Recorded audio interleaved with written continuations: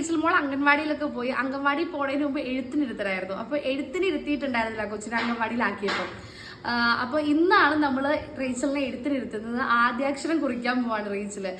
നമ്മൾ ക്രിസ്ത്യൻസിന്റെ ഇടയിൽ എനിക്ക് തോന്നുന്നു റോമൻ കാത്തലിക്കിനാകുന്നു കൂടുതലും പെന്തക്കോസ്ത തിരുനാളിന്റെ അന്നാണ് പിള്ളേരെ എഴുത്തിനിരുത്തുന്നത്.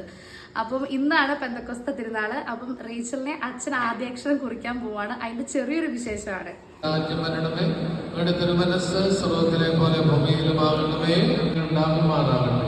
അവിടുത്തെ പരിശുദ്ധാത്മാവിന്റെ കൃപയാൽ ജ്ഞാനത്തിന്റെയും ബുദ്ധിയുടെയും ശക്തി ഇവിടെ വ്യാപരിക്കട്ടെ, ഇപ്പോഴും എപ്പോഴും എന്നേക്കും.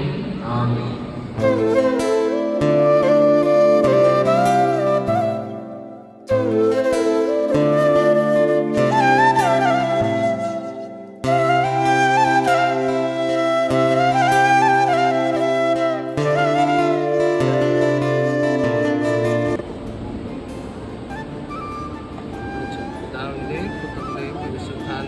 നാമത്തിൽ ആമേൻ.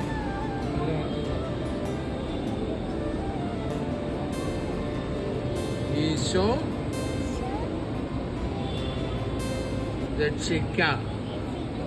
ന്യായ എഴുതിക്കോ കേട്ടോ.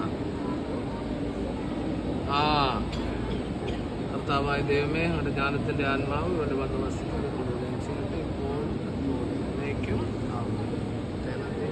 നാടിവാ വിളിച്ചേ.